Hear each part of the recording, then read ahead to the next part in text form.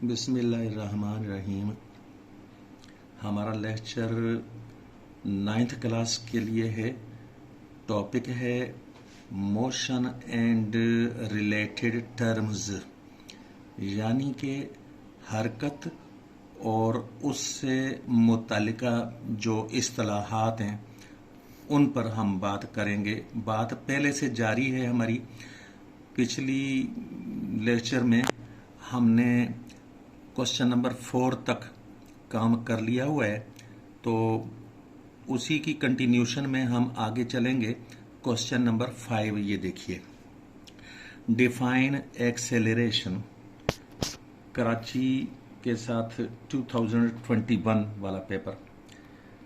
Answer में देखिए, acceleration की हेडिंग लगाकर, an object is said to have acceleration if its velocity is changing during the course of its motion। ये बात बहुत ज़रूरी है समझना, 9th वालों के लिए भी और 9th क्लास से आगे भी। इवन के BSc MSc मास्टर्स डिग्री तक भी अगर मैकेनिक्स का टॉपिक अगर शामिल हो तो वहां भी एक्सेलरेशन की जरूरत पेश आ सकती है। तो ग्रेजुएशन तक भी 11वीं 12वीं तक तो जरूर ही आती है। तो इसको समझ लें। देखें, an object is said to have acceleration. किसी ऑब्जेक्ट के लिए कहा जाता है कि उसमें एक्सेलरेशन है कब? If its velocity is changing during the course of its motion. Motion के दौरान, हरकत के दौरान अगर उसकी वेलोसिटी चेंज होती जा रही है, वेलोसिटी इज चेंजिंग, तो बस वेलोसिटी के चेंज होने के साथ एक्सेलरेशन है उस बॉडी में। बस ये बात वर्ड्स में तो इसी तरह है कंसेप्ट। और आगे मैथमेटिकली, यानी फार्मूला जो बनेगा वो कैसे है देखिएगा। Mathematically it is the change in velocity in unit time. हाँ जी, वेलोसिटी में जितनी तब्दीली आएगी, वेलोसिटी तब्दील होती जा रही है, तो वो तो एक्सेलरेशन है। लेकिन फिर यहां पर क्वांटिटी कितनी होगी उस एक्सेलरेशन की, तो it is the change in velocity in unit time. यानी कि ये देखिएगा, ये चेंज इन वेलोसिटी, और मैं पहले भी बता चुका हूं कि जो कोई चीज यूनिट हुआ करती है तो उसको अपान की लाइन के नीचे रखते हैं। तो इस वक्त है change in velocity in unit time, तो इसीलिए टाइम जो है वो अपान की लाइन के नीचे रखा है क्योंकि यूनिट टाइम है।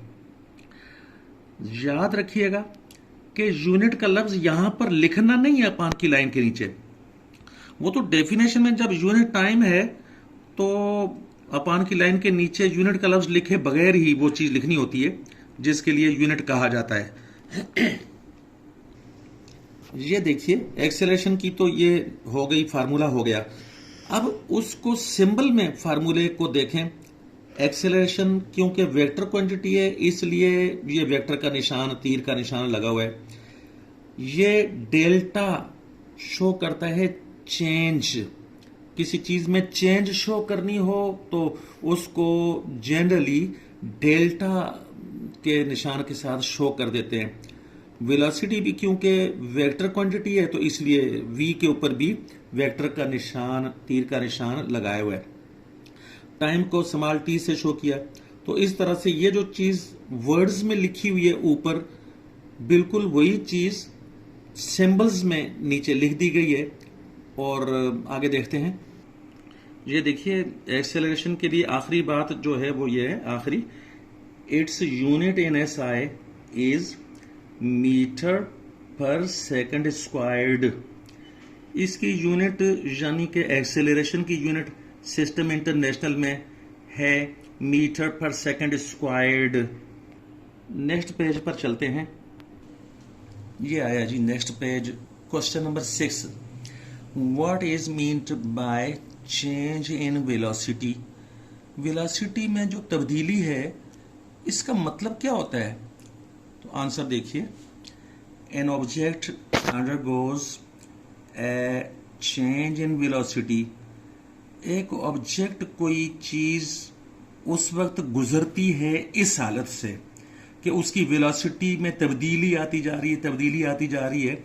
इस वेलोसिटी में तब्दीली वाली हालत से उस वक्त गुजरती है कि ये देखिएगा, अगर इफ इट्स स्पीड और डायरेक्शन ऑफ मोशन, स्पीड या direction of motion is changing, उसकी या तो स्पीड चेंज हो रही हो या फिर हरकत की डायरेक्शन वो चेंज हो रही हो, या फिर दोनों ही चीजें यानी डायरेक्शन भी और स्पीड भी चेंज हो रही हो, तो ऐसी सूरत में हम कहेंगे कि वो कोई चीज, जो भी ऑब्जेक्ट है, वो चेंज इन वेलोसिटी वाली हालत से गुजर रहा है। बात ध्यान में रख लें जहन में कि ये भी खास बात है कि वेलोसिटी चेंज होने की जो बात है वो या तो स्पीड चेंज होने से हो जाती है, या फिर स्पीड ना चेंज हो रही हो तो डायरेक्शन, यानी हरकत करते करते डायरेक्शन चेंज होती जा रही है, और या फिर दोनों ही चीजें यानी ये चेंज हो रही हैं। तो ऐसी सूरत में हम कहेंगे कि उसकी वेलोसिटी चेंज हो रही है। ये खास बात ध्यान में रखिएगा क्योंकि ये चीजें आगे काम आने वाली हैं।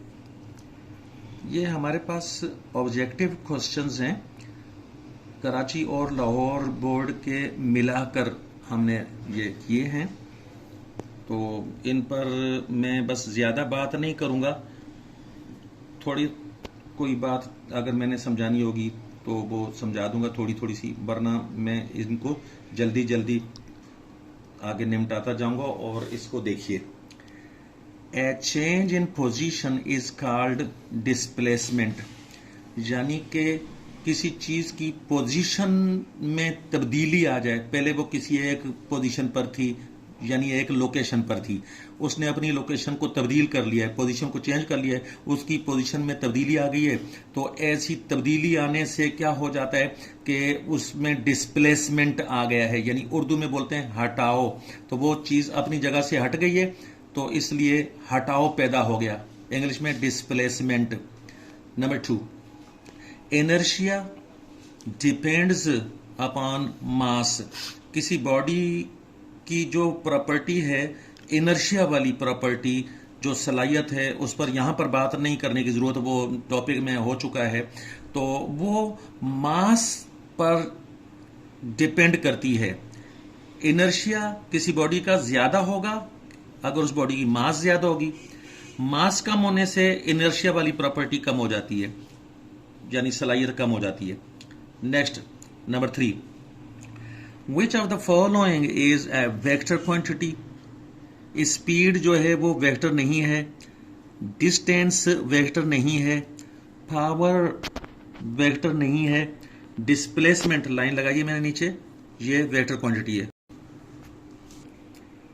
नंबर 4 पर देखिए, द मून इज 384,400, ये फिर से सुनिएगा, 384,400 किलोमीटर्स फ्रॉम द अर्थ। और अगर किसी को पढ़ना ना आता हो तो बस वैसे ये नंबर देखकर याद कर लें, इतने किलोमीटर्स जो है वो जमीन से है, मून जो है चांद। आगे क्वेश्चन नंबर 5 देखिए, motion of a body around an axis is called rotational motion. ये रोटेशनल मोशन या रोटेटरी मोशन, बात एक ही है, इसकी डेफिनेशन हो चुकी है और ये इसी तरह आप ये याद कर लीजिएगा। The rate of change of velocity is called acceleration. ये लफ्ज रेट को आपने याद रखना है, RATE, रेट। तो किसी भी चीज, एक चीज का रेट दूसरी चीज के लिहाज से होता है, याद रखिएगा। यहां पर जो है वो दूसरी चीज अंडरस्टूड है, लिखी हुई नहीं है। यहां पर टाइम मानिएगा तो फिर अब यानी जहन में यहां पर रखना टाइम। मैं आपको पढ़कर बताता हूं। The rate of change of velocity, यानी चेंज ऑफ वेलोसिटी का rate with respect to time is called acceleration. मैंने बताया कि यहां पर लिखा हुआ तो नहीं है यानी टाइम, लेकिन आपने हमेशा रेट के लिए, लफ्ज जो रेट है इसके लिए याद रखना है कि किसी एक चीज का रेट दूसरी चीज के लिहाज से होता है। तो यहां पर वो दूसरी चीज जब नहीं लिखी हुई तो मैं बता रहा हूं कि वो अंडरस्टूड है, वो टाइम है। तो जहन में समझना यूं है, लिखा हुआ नहीं है। लिखा हुआ जो मैं पढ़ूंगा मुंह से वो तो मतलब है कि वो जो ये लिखा हुआ है वही पढ़ना है, लेकिन जहन में ये समझना है जो अब मैं पढ़ने जा रहा हूं। The rate of change of velocity with respect to time is called acceleration. और वैसे लिखा हुआ क्या है वो ये देखिए, the rate of change of velocity is called acceleration. आगे चलते हैं। Number 7, speed in a particular direction is called velocity. बिल्कुल भी समझाने की जरूरत नहीं है, स्पीड पर्टिकुलर डायरेक्शन में वो पहले हो चुकी है वेलोसिटी की डेफिनेशन में। आगे चलते हैं। नंबर 8, तो यहां पर सिर्फ ये इस सेंटेंस को समझ लें। The slope of displacement time graph is called velocity. Displacement का ग्राफ बनाया जाए टाइम के साथ, तो उस ग्राफ का जो स्लोप है वो स्लोप का नाम रखेंगे वेलोसिटी। और नंबर 9 आगे देखिए। The length of actual path followed by a body is called distance. ये भी डिस्टेंस वाली बात भी वो डिस्टेंस की डेफिनेशन में ये हो चुकी है। यहां पे मैं लाइन लगा रहा हूं, यानी कि ये खाली जगह यहां पर ये डेफिनेशन के साथ ये हो गई है, और यहां जो खाली जगह है वो वेलोसिटी के साथ है। तो इसको भी इसी तरह से आपने याद कर लेना है। ये नंबर 10 देखिएगा। Study of motion of bodies is called mechanics. बहुत आसान है। चीजों की जो हरकत हैं यानी कि मूवमेंट्स, मोशन जो चीजों की है उसकी स्टडी वो सब्जेक्ट का नाम रखते हैं मैकेनिक्स। फिजिक्स का सब्जेक्ट है मैकेनिक्स। और नंबर 11 पर देखिए। Rest and motion are relative states. मतलब ये है कि ये जो रेस्ट वाली स्टेट है, हालत रेस्ट वाली, और जो मोशन वाली हालत है, किसी चीज की हरकत हो रही है, तो ये दोनों हालतें जो हैं रिलेटिव हैं। रिलेटिव हालतें, रिलेटिव का मतलब यह है कि बगैर किसी रेफरेंस के न तो हरकत को महसूस किया जा सकता है और बगैर किसी रेफरेंस के रेस्ट को भी महसूस नहीं किया जा सकता। जिन चीजों को बगैर रेफरेंस के समझा नहीं जा सकता, महसूस नहीं किया जा सकता, उनको हम रिलेटिव बोलते हैं। तो रेस्ट और मोशन दोनों ही रिलेटिव स्टेट्स हैं। आगे चलिए। The motion of string of A violin. वो जो म्यूजिकल इंस्ट्रूमेंट है वायलिन, उसके स्ट्रिंग यानी तारें उसकी म्यूजिक बजाने के लिए जब उनको छेड़ा जाता है तो उन तारों की जो या उसके तार की जो हरकत है वो वाइब्रेटरी मोशन होती है, याद रखिएगा। The motion is vibratory. कौन सी मोशन? वो वायलिन के स्ट्रिंग की जो मोशन है वो मोशन इज वाइब्रेटरी। ये टॉपिक देखिएगा, रिटार्डेशन।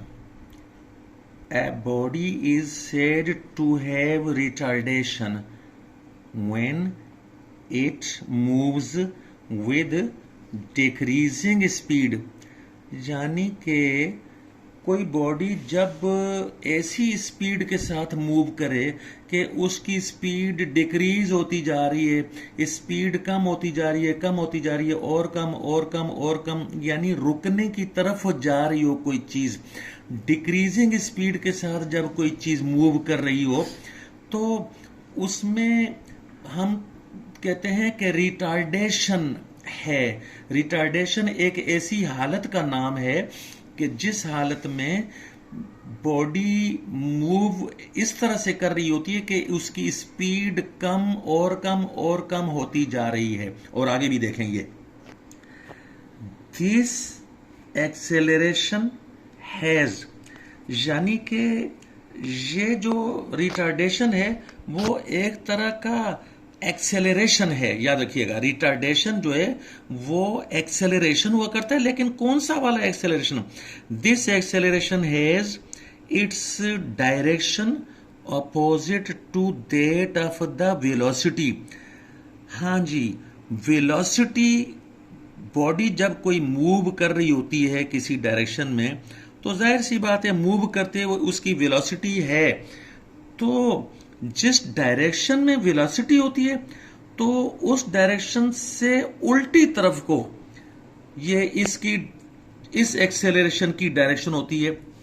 और यहां पर एक मरतबा फिर देखें, रिटार्डेशन असल में एक तरह का एक्सेलरेशन ही होता है।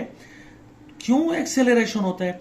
इसलिए कि एक्सेलरेशन की हमने डेफिनेशन ये पढ़ी है कि जब बॉडी की जो वेलोसिटी चेंज हो रही हो तो उसमें एक्सेलरेशन होता है। फिर सुनिएगा, बॉडी की वेलोसिटी चेंज हो रही हो तो उसमें एक्सेलरेशन होता है। इसी लेक्चर में हमने पढ़ा है। तो अब इसी लेक्चर में हमने ये भी पढ़ा है कि वेलोसिटी चेंज इस तरह से भी होती है कि उसकी स्पीड चेंज हो रही हो, कम हो रही हो या ज्यादा हो रही हो। और वेलोसिटी इस तरह से भी चेंज हो सकती है कि उसकी डायरेक्शन चेंज हो रही है, और या फिर दोनों ही चीजें चेंज हो रही हो। इसी लेक्चर में हमने पढ़ा है। तो क्योंकि यहां पर स्पीड चेंज हो रही है का मतलब है कि उसकी स्पीड डिक्रीज और कम और कम और कम होती जा रही है, तो स्पीड चेंज होती जा रही है, चेंज होती जा रही है, तो फिर जाहिर सी बात है कि चेंज इन वेलोसिटी तो हुई, फिर इस तरह से एक्सेलरेशन हो गया वेलोसिटी के चेंज होने से। लेकिन ये ऐसा एक्सेलरेशन है कि जिसमें एक्सेलरेशन की जो डायरेक्शन है वो वेलोसिटी की डायरेक्शन से अपोजिट होती है।